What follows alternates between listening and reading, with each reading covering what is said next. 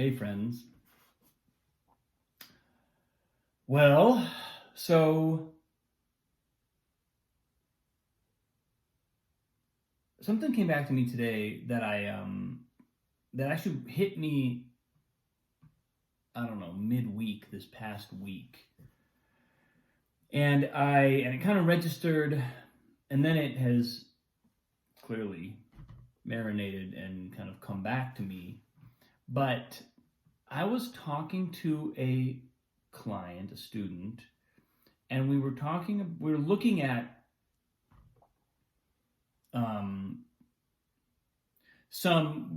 looking at some patterns from a long time ago, and she had a written record of some events that, when she went back and looked at them, there was an almost uncanny level of specific parallel to what she's going through right now. And what this basically, in our looking at it, we were sort of first just kind of stunned by how by how perfectly these things kind of aligned across a number of years. And then we started thinking about, okay, well, given that now we're becoming aware of some of the cyclical, patterns are always cyclical. That's the nature of them. And if you take someone like Sadhguru's word for it, every action is cyclical. Every thought pattern is inherently cyclical. Anything that exists, the structure of existing things, is to be cyclical. And as far as human life goes, we're not trying to eliminate that, because to say that we want to eliminate cyclicality would be, if we properly understood it, the same thing as saying, I don't want to exist. I don't want to be here. Which, again, in the Buddhist tradition, that's kind of the goal, is to get off the wheel and not need to be born again.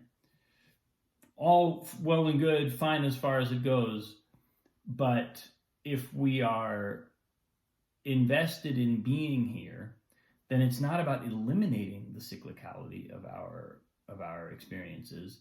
It's about eliminating and dissolving the cycles of which we have grown tired, because that allows us to generally expand into greater cycles, a lot of times longer duration cycles. I mean, Sadhguru, I forget this might have been in one of his books, he talks about extending the cycles of your life out to about 12 years. He says, if you're experiencing your life as cycles of 12 years, you're having a pretty deep and powerful experience of the world. You're kind of at a good scale. But a lot of us experience cycles over the course of a single day or a month. We have these ups and downs, and it's interesting because ever since I heard him talk about that, it's made me think about, okay, what's really going on here? Like, how often do I feel like I'm catching myself experiencing a cycle? So, in talking to my client the other day, this was actually kind of we're talking a good 4 or 5 years, I think, the material she was referencing. So that's a nice long cycle in a way. But at the same time, we were going, okay, well, what's different now? And this is what kind of showed up for me at the time, and then has continued to show up ever since, which is this kind of almost like a paradoxical statement of what's different is always the same, because what's different is consciousness. What's different is our awareness of what's happening. And so, in other words, the cycles, we're not going to eliminate the cycles. We may dissolve a cycle and go and expand out to a longer one, but it's still going to be a cycle. And what makes any given round around the merry-go-round different is consciousness. It's always the same thing that makes it different. It's bringing awareness to it. That's the thing that both has the capacity to integrate and absorb and actually kind of receive what a given cycle of emotional travel, or a lot of, sometimes these cycles will literally manifest in our circumstances. Financial patterns, we'll see them show up again and again and again. Like our bank account will reflect a pattern. And it's like over enough time, in any individual instance, it's easy to say, well, this is why it happened.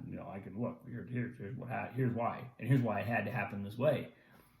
And that's, speaking as someone who has certainly had this experience, that we're always inclined to explain the immediate cycle by reference to the immediate circumstances and the immediate requirements or needs or whatever. But give it a multi-year, couple of decades maybe, or whatever it takes, and you start to go, maybe. I mean, yes, these individual circumstances are responsible for this thing happening this time around. But why has the same thing happened like 10 times around? Because these circumstances certainly didn't cause the other 9 times. What were the other 9 sets of circumstances, And before you know it, you kind of have to concede, oh, it's just a pattern. I'm manifesting the circumstances in order to experience the cycle. Because for whatever reason, this cycle still has something to show me. There's still something here for me to receive. So that's what kind of brought me around to what's different is always the same, because there's this sense in which, as we sort of, and every time it happens, especially as we become aware of what's happening, you start to know internally, oh, everything is cyclical. Okay, I'm on the look. Oh, look at this. I'm manifesting a pattern again. And as soon as you're aware, as soon as you're able to say and sort of understand the thought, I'm manifesting a pattern,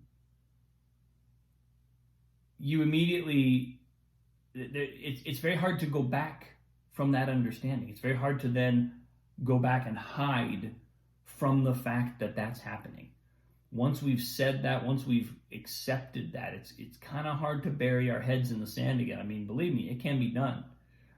It is entirely possible to see with the utmost clarity that a pattern is manifesting and that we are kind of driving it, and then just go wonk and look the other way and hide. But the truth is, if we do that, we're going to know on some level that we're kind of lying to ourselves.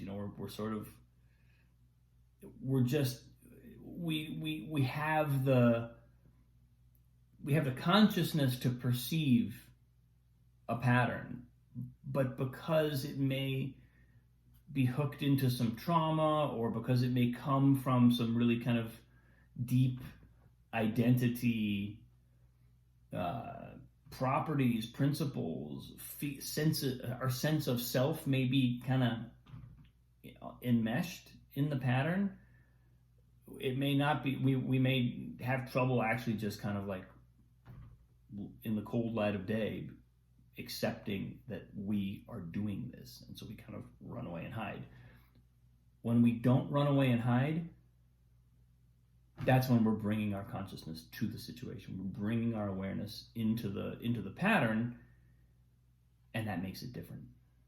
That will both change the way that pattern happens, because it suddenly can't just happen the way it always does, because now there's awareness in there, and awareness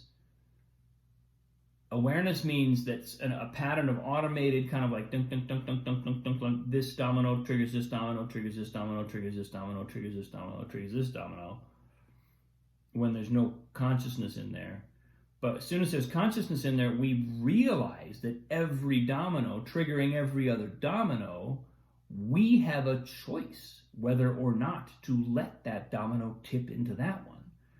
That chain of cause and effect is no longer operating kind of in a vacuum or unsupervised so that it can just run the course that it runs.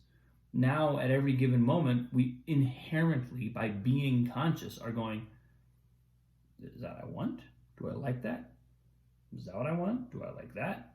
What about that? What about that? There's all of a sudden, there is question, there is doubt, there is opportunity, there's a chance to decide, hold on, blink, let's not knock that domino over. Let's just stop right here and see if there's not another way through this situation that doesn't involve knocking over that domino.